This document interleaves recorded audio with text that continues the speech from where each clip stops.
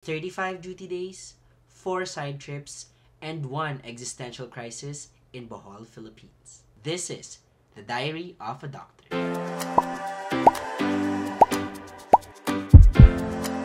Hi, I'm Dr. JV, and today I'm going to share with you my experiences as a moonlighting doctor in Bohol, Philippines. So nag-apply ako to moonlight in Bohol, Philippines. Particularly in Panglao, Bohol. Kasi sabi nila, chill lang daw doon, malapit sa beach, at mababait ang mga Boholano. What they didn't tell me though is that super duper init doon kasi sobrang lapit niya sa beach. Anyway, welcome sa survival documentary ko. 35 days as a moonlighting doctor in Bohol, may mga side trips, may anxiety attacks, may character development, at of course, this time, mayroon ng sahod. Pero before natin pag-usapan kung ano yung nangyari sa moonlighting gig ko sa Bohol, here are some clips to show you kung anong nangyari pag alis ko ng Canada prior to my moonlighting gig. Hello guys! Today's a very special day for me because I'm moving back to the Philippines and become an official doctor over there. Let's go!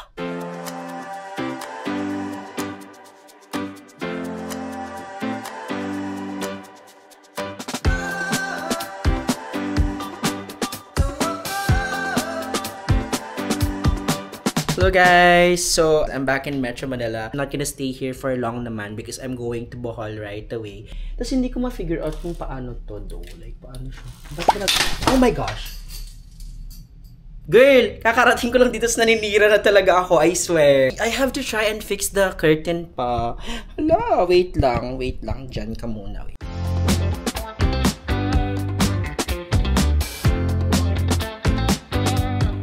Natatakot din ako actually sa napupunta lang ako ng Bohol. Kasi nga, parang like mag-isa kong doctor doon. Tas parang like, am I good enough? Ganyan. We'll see if I'm good enough. Kung hindi, i-fire nyo na lang ako at babalik na ako sa Canada. Welcome back to JV's channel. Welcome back to my gosh, the ADHD. No, I'm not. Can you believe it? We're complete today.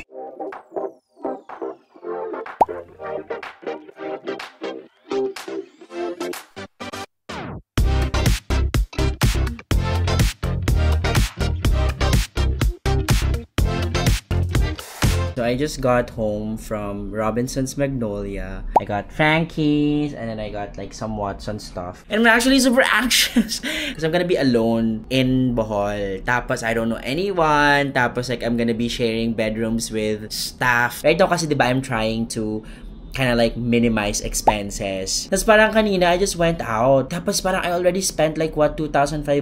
Tapos like, never-frustrate ako pag like merong mga bagay na nandito pala sa bahay nila. Wow, ang kapal ng mukha. Tapos I saw na they have batteries here. Eh parang like, bumili pa ako ng battery and it's like 200 pesos. Alam mo ba, pag nag-work ka na, like, every peso counts. My gosh, 2,000 pesos din, pero hindi man lang nangalay magbuhat ng mga bags. Tapos, ang bobo ko kasi talaga, my gosh. Kasi naiwan ko yung sunscreen ko sa Canada. Tapos, I had to buy sunscreen here kasi walang extra sunscreen yung best friend ko. And then, parang like, girl, hindi pwedeng masunog ang already burnt face ko. So, ayun, naiinis talaga ako kasi parang like, So, bumili na naman ako ng sunscreen na worth 600 pesos. Nainis talaga ako. Like, alam mo yung mga ganon na dapat na-avoid ng mga expenses. Kasi I'm super happy kapag may nasisave akong 5 pesos or 10 pesos, ganyan. I'll be flying later! Oh my gosh, naiiyak na talaga ako. It's already 2:43 p.m. and I think I'm gonna go to the airport right now because I don't wanna get stuck in the traffic. So, right now, I'm done packing. These are my stuff for Bohol. I'm scared and anxious, but I know that he gave me this opportunity to be able to grow and I know that he'll always be there for me. Yeah, so let's go. Anong gagawin ko? Okay, so arrival day, April 30, 2025. Of course, ready na tayo. Kahit na anxious tayo before going. Ang pinaka-challenge actually sa akin ay yung manirahan with other people kasi I've never lived with anyone apart of course from my yaya nung college tsaka nung medical school. So yung room namin is minimalist. Yung minimalist na parang wala kang choice. Joke lang, pero you know what? Naging grateful ako agad kasi all the basic necessities ay nandun na kaagad. Wala ka nang hahanapin. So today is May 1, 2025 and it's officially my first day in Bohol. I don't know if like some people are here already, but I'm so anxious. Like, as in, I'm like reading stuff right now. Like, I don't know what to expect. This is like the real deal, you know. Like, I woke up super early. I woke up at 5:30 and my shift starts at 8, ganyan. And it's already 7:39 and no one's here pa. My gosh, like, ang init-init pa kasi hindi ko pa inon yung aircon kasi parang nakakaya i-on. I don't know if you guys can hear me, but I don't want to be loud kasi parang it's so quiet in here. Like, yeah, it's parang, my gosh, naiyak din talaga ako. Like, hindi ko na alam. Sana yung cases ko today, like, easy lang. Ngayon. Please.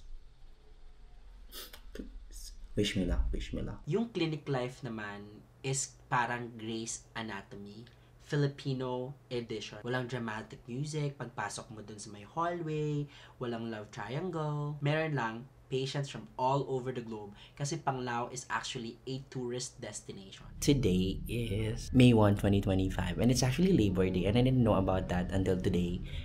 It's my first day having a real job like face-to-face.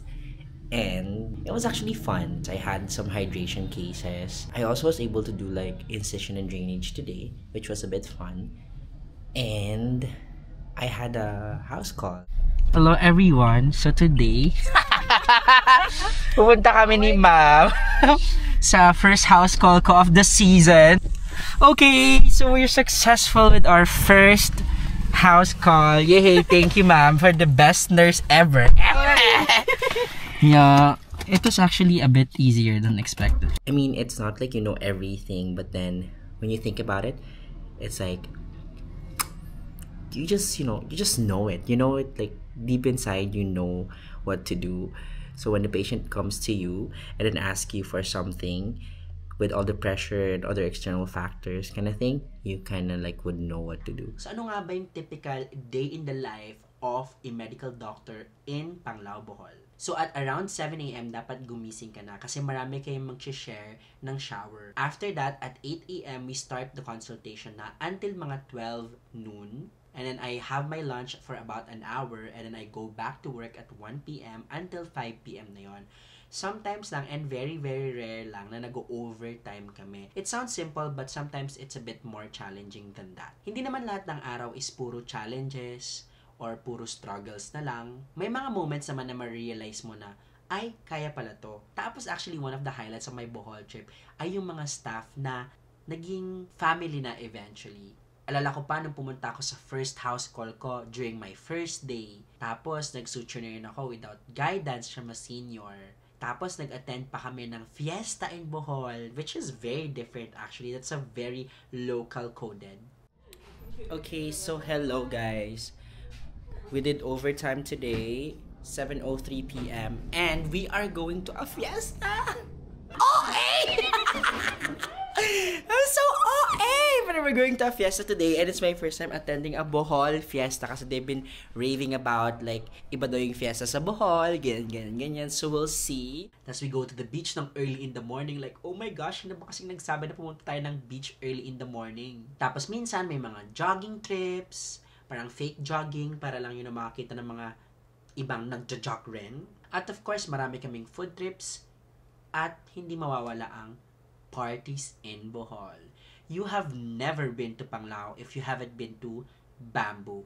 And that is definitely one of my favorite places to chill in Panglao, Bohol. Pero seriously, from all of these, natutunan ko na healing is not just about medicine. Sometimes it's just simply about showing up. Just being there for them, being there with them, and na-appreciate nila yon ng malala. Kahit na minsan mainit, kahit na minsan ang haba ng kwento nila, you show up. So yung duty ko kasi was divided into 3 sets. So 15 days on, 15 days off, o diba ang haba? That's what we call work-life balance. Ay! And then after that, 10 days duty, 5 days off, and then last 10 days duty, and then I went back to Canada. During my day offs talaga, I made sure na I go out.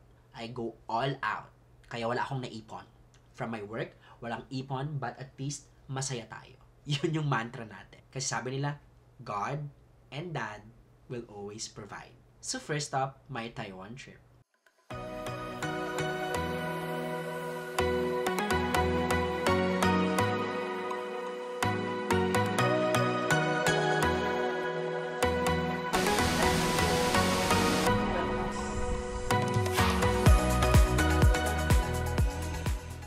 Okay, so we just went to the first place where bubble tea was made. The bubble tea was good. I liked it. Today is the 3rd day of my 16-day off. It's amazing so far. So the next stop is Miyahara. So they have so many flavors. MMOA.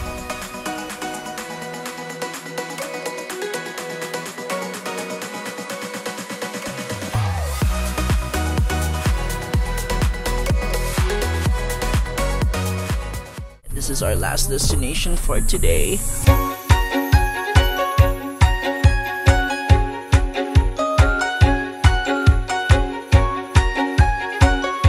It's actually nice. Like, parang it's like a resort garden kind of ish. But then, like, parang for me, it's sakto lang. Like, it's fun if you like parang mga themed emotes, ganyan. Like, for example, that's my cousin. And parang they have a lake na maganda naman.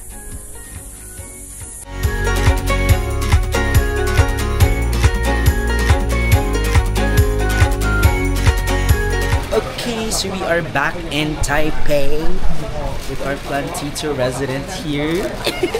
Surprisingly, we are not as tired today as compared to yesterday. And we're eating dinner, last supper together. Hi guys, so it's very late at night na today at 11:56 p.m. I just finished teleconsulting, no, diba? Sipag ko talaga, like kahit nasa bakasyon ako, I'm teleconsulting. I'm just very happy to be able to spend time again in Taiwan. This time with different sets of people. Wala, like sobrang blessed ko the past few days. Alam mo yung sobrang ramdam mo yung love ni Lord sa'yo. And then you're just very, very grateful to have given the privilege of traveling, of meeting new friends, and of having the blessings ganon in life. Ganon. For me right now, I think I need to just sleep because I sleep it off. Tomorrow's another day and hopefully everything's gonna be fine tomorrow. I'm very, very happy lang today talaga. Like, I'm so happy. I thank the Lord for everything He has done in my life. I'll see you guys tomorrow. Bye-bye.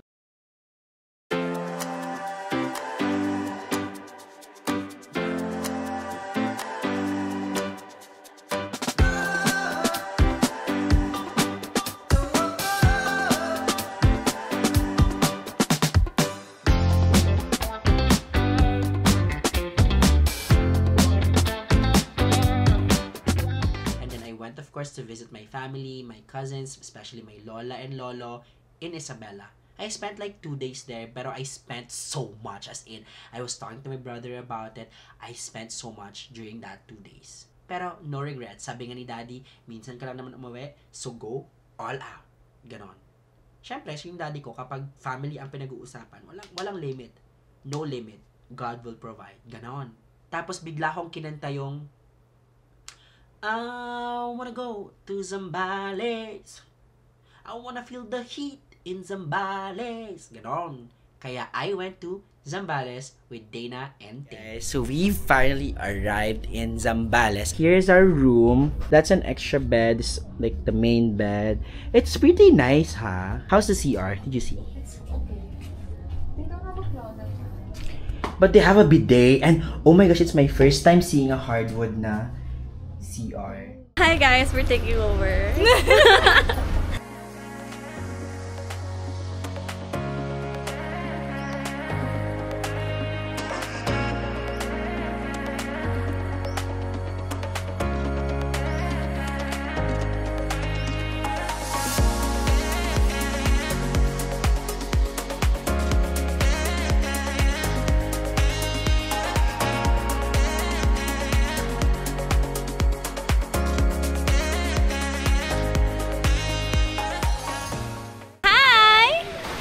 Welcome to Zambales. I know you don't see me because it's like against the light, but No, it's funny now. it's good. It's amazing. I love the place. Beach is clean. Beach is clean. The bitch is clean. The bitch is clean. Look at JV, oh. He's washing off the sand from his photo shoot. No, it's giving Little Mermaid. But Ursula, no, I'm just kidding. In fairness, the beach is really clean. It's really peaceful compared to Liwa. Sabi nga dun yung Gabby, parang this is the cleanest beach daw, which is true. What happened, Bella?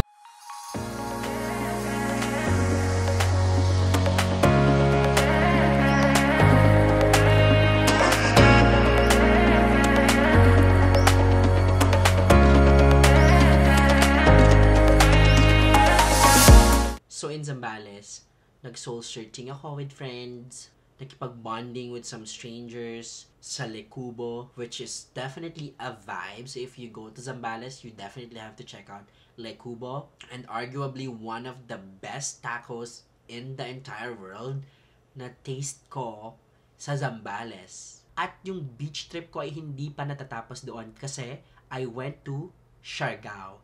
So hello guys, today is May 27, 2025 and then we are going to Siargao. Actually, I just arrived from Zambales last night. Are you excited for our Siargao trip? Oo naman. Wow, May goggles nga kayo.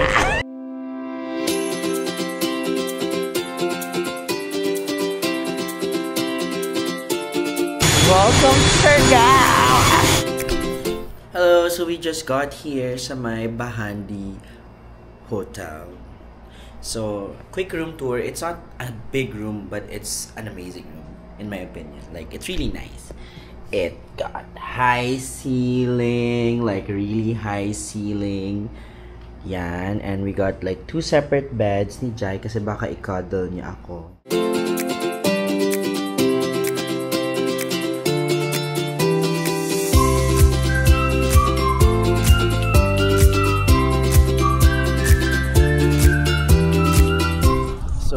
This is definitely one of the best islands I've been to. Like, it's kind of big enough to like accommodate all the people who are coming here, but like it's nice. Alam mo ba, sabi nila kanina akala nila magka-jowa kami. Mukha ba kayo mag-jowa? Hi vlog, welcome to my guys.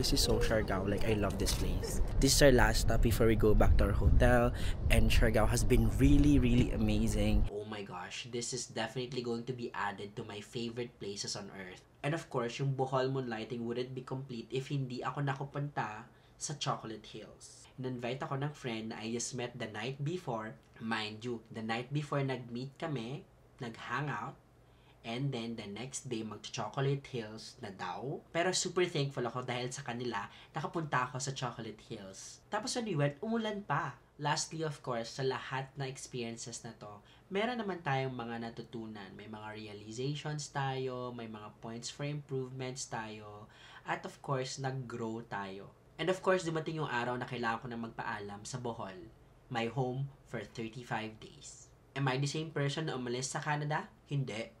Am I better? Debatable. But am I more sure of myself and what I want to do in life? Definitely. So, salamat sa Bohol at sa Scandi Medical Clinic. Dito ko na-realize na you really start from somewhere. Hindi naman pagkatapos ng medical school, magiging pulidong doctor ka na. Kaya nga, ang sabi nila, further training may be required. And I think na yan ang susunod nating kabanata. This is your anxious before Island Doctor ng Bohol, Doc JV, signing off. Hanggang sa muli.